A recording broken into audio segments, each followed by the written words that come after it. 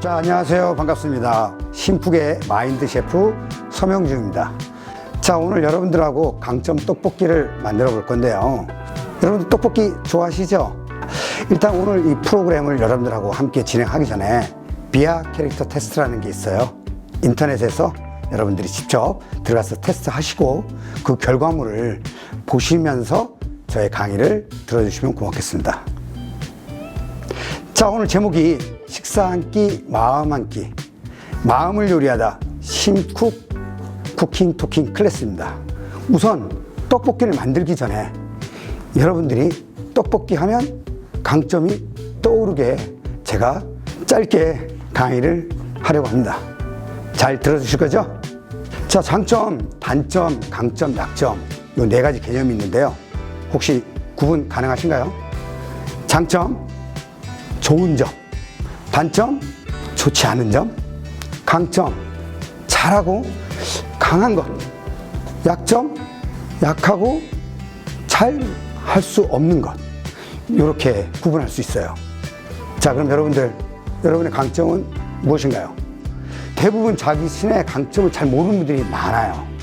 여러분들은 강점으로 지금까지 살아왔거든요. 그런데 그걸 잘 못 느끼고 있습니다. 그럼 왜 강점이 중요하냐? 마틴 셀리그만이라는 미국의 심리학자가 우리 사람들은 긍정적인 마인드를 가지고 살아야 행복해진다라고 합니다. 이거 되게 쉬운 얘기죠? 그런데 실질적으로 우리는 깜빡깜빡 잊고 살아갑니다. 심지어 지금 여러분의 강점이 무엇인지도 잘 모르고 산다는 거죠. 그래서 오늘 제가 확실하게 알려드리겠습니다. 물론 인터넷에서 마틴 셀리그만이 만들어 놓은 테스트를 여러분들이 하시고 그걸 보고 제가 알려드리는 거죠. 자, 우리 이제 강점의 뜻을 한번 보고 갈까요? 인간의 정서나 행동에 반영되어 있는 긍정적인 특질을 우린 강점이라고 합니다.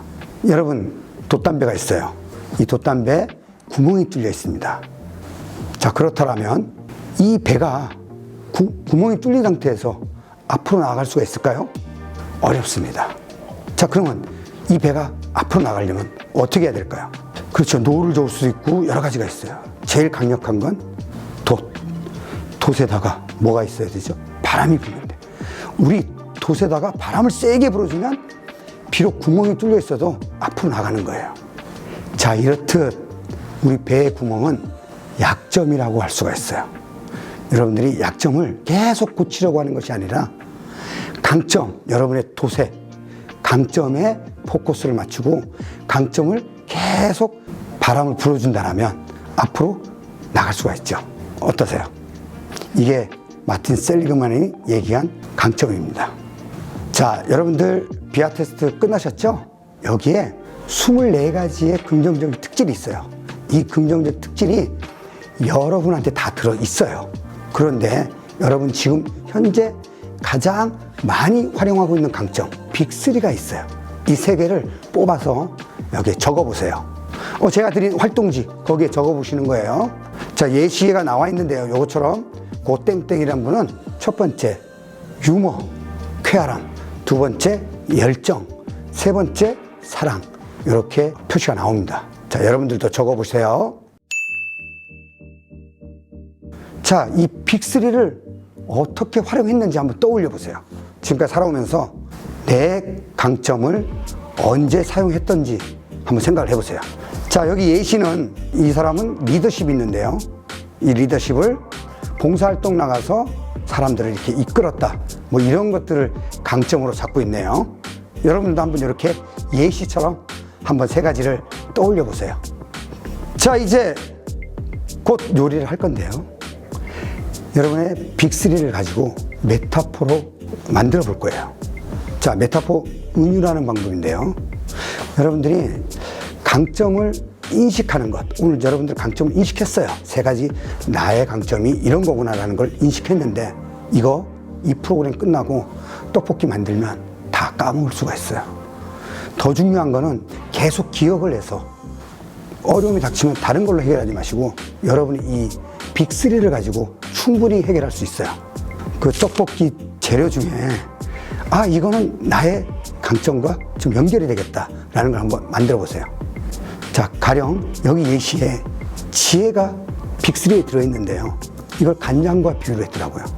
왜 그랬냐고 물어보니까 간장은 오래 숙성을 해야 맛이 난다 한 것처럼 지혜도 오래 숙성되고 만드는 거라서 여기 지혜하고 간장을 연결했어요. 뭐 처음이라 또 어려울 수도 있는데요.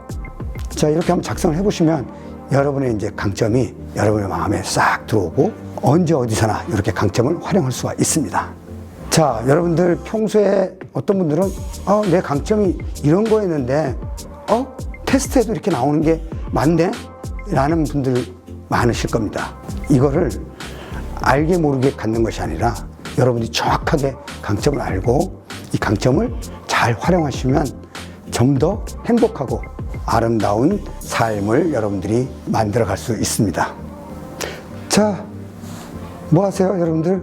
자, 냉장고를 하셔서 재료를 꺼내 오셔서 우리 요리를 한번 만들어 보겠습니다.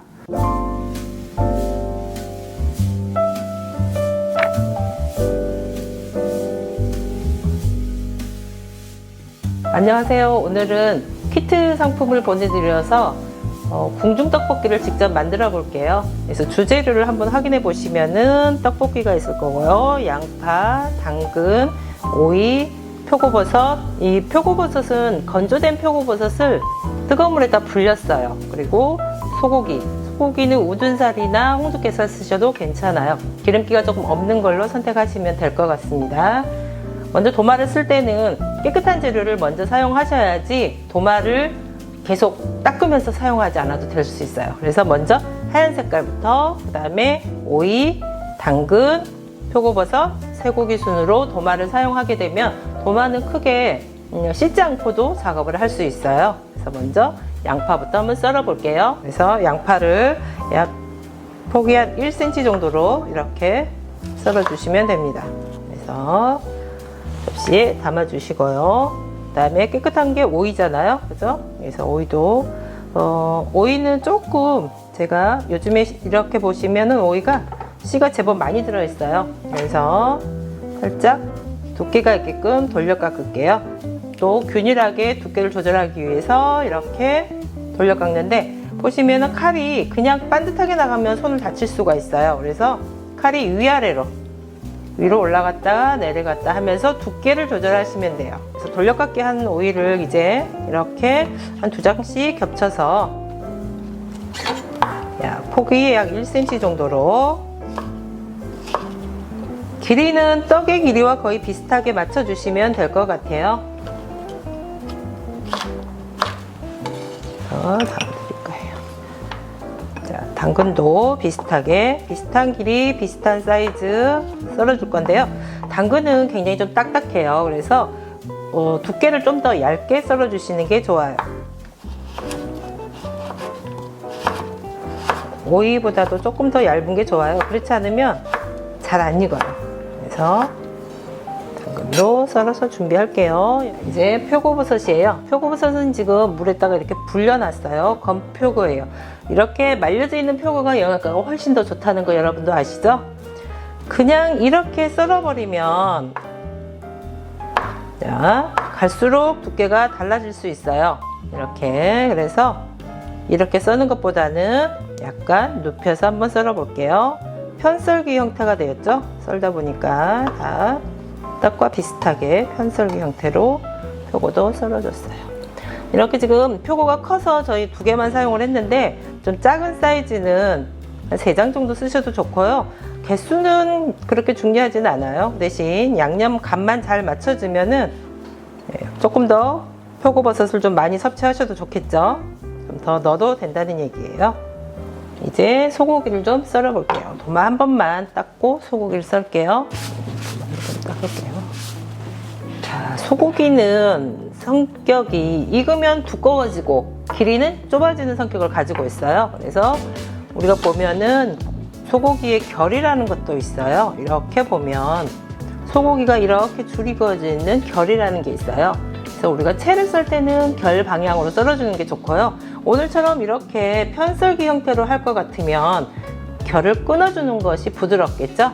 그래서 우리는 좀 부드러운 쪽으로 먹어야 되기 때문에 소고기는 다시 수축할 수 있으니까 야채보다는 좀 길이가 길게 나와야 되겠죠. 그래서 또 네, 자, 이렇게 썰었습니다. 이렇게 썰고 끝에도 맞출게요. 자, 이렇게 써진 다음에 비슷하게 편으로 썰어야 되니까 눕혀서 다시 이렇게 썰어줄 거예요. 자, 이제 재료들이 다 손질했기 때문에 양념장을 한번 만들어 보겠습니다. 물과 식용유는 볶은 재료로 사용을 할 거예요. 그러면 양념장 한번 체크해 볼까요? 마늘, 다진 파, 양조간장이에요. 그 다음에 청주, 소고기를 사용하기 때문에 청주나 미림 같은 것을 조금 넣어서 누린내를 제거해 주면 되겠죠. 참기름, 후추, 통깨, 설탕이에요. 그래서 이 재료들을 모두 넣고 양념장을 만들어 보겠습니다. 자, 먼저 설탕부터 좀 넣어볼까요? 설탕, 후추도 약간 넣어주시고요. 다 사용하지 않으셔도 되고요. 그 다음에 다진 마늘, 다진 파, 양조간장, 청주, 참기름까지 다 사용할 겁니다. 그리고 섞어주시고요.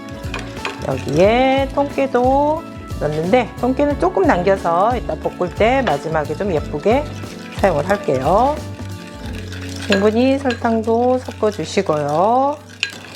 자, 이렇게 해서 지금 양념장을 만들었습니다. 설탕 다 녹을 때까지 저어주시고요. 이제 떡이에요. 떡볶이 떡을 사용하셔도 좋고요. 그 다음에 가래떡을 길이로 자르셔도 좋아요. 그래서 시중에 있는 떡 같은 경우에는 좀 딱딱하거든요. 냉장고에 들어있기 때문에 이런 거 같은 경우는 끓는 물에다가 삶아서 이렇게 말랑말랑한 상태로 만들어 주시면 좋을 것 같아요. 자, 이 양념장이 지금 하나밖에 없어요. 양념장이 이 양념장 가지고 떡볶이도 양념을 할 거고요. 표고버섯도 양념을 할 거고 소고기도 양념을 할 거예요. 각각 양념이 아니라 이렇게 양념장을 만들어서 사용하기 때문에 좀 쉽게 더 편리하게 쓸 수 있어요. 그래서 먼저 떡에다가도 이 양념장을 다 쓰실 필요는 없고요. 일단 볶으면서도 사용할 거기 때문에 조금만 이렇게 뿌려서 간이 뵐 수 있게끔 해주시면 됩니다. 떡으로 좀 이렇게 고르게 잘라서 좀 말랑말랑하죠? 달라붙어 있어요. 그다음에 표고버섯도 간이 배게끔 좀 양념을 할게요.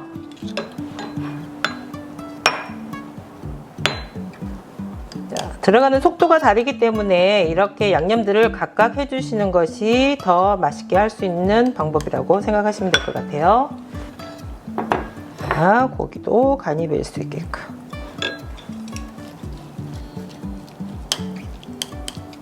이제 볶음으로 들어가겠습니다. 재료는 다 손질이 돼 있죠? 야채까지는 굳이 양념하지 않으셔도 괜찮을 것 같아요. 양념을 또 사용할 거기 때문에 그대로 놔둘게요. 자, 후라이팬이 달궈지면 식용유를 넣어 주시고요. 그리고 향채로 쓸 수 있는 양파를 먼저 볶겠습니다.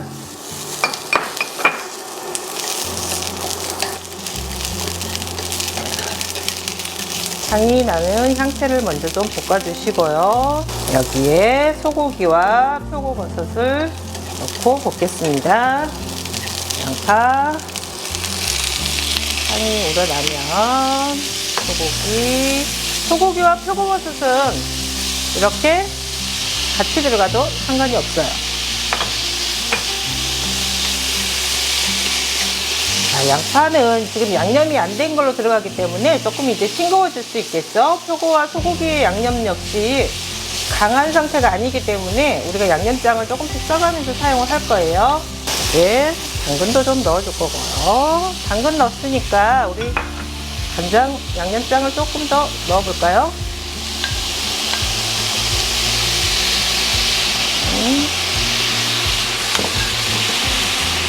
벌써 맛있는 냄새 나죠? 소고기가 거의 다 익어가면 떡을 넣어줄 거예요.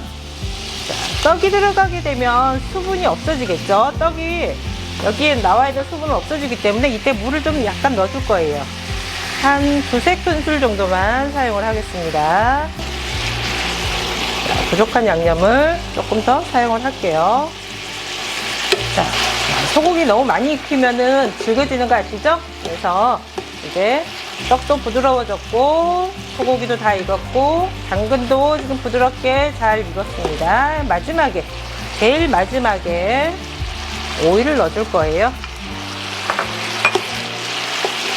이렇게 이제 수분도 살짝 있는 정도 그죠? 해주시고 이제 마무리를 하겠습니다. 불 꺼주시고요. 든든하게 한 끼 식사로도 가능할 수 있는 궁중떡볶이가 완성됐습니다. 항상 여러분들은 매운 떡볶이 많이 드시잖아요. 우리 한 옛날부터는 이렇게 궁중떡볶이를 임금님이 드실 정도로 많이 만들어서 먹었다는 거. 자, 예쁘게 그릇에 담아 볼게요. 통깨도 예쁘게 뿌려주시고, 자, 저는 궁중떡볶이가 완성됐습니다. 여러분도 맛있게 만들어서 맛있게 드세요. 여러분, 다 끝나고 제가 드린 활동지 소감과 새롭게 알게 된 것, 이거 꼭 작성해 주세요. 작성하셔서 저한테 카톡으로 보내주시면 제가 선물을 보내드립니다. 제가 제일 좋아하는 문구인데요. 아브라함 링컨이 한 말씀입니다. 한번 크게 읽어볼까요? 스스로 결심한 만큼 행복해진다. 마음을 요리하다의 마인드 셰프 서명중이었습니다.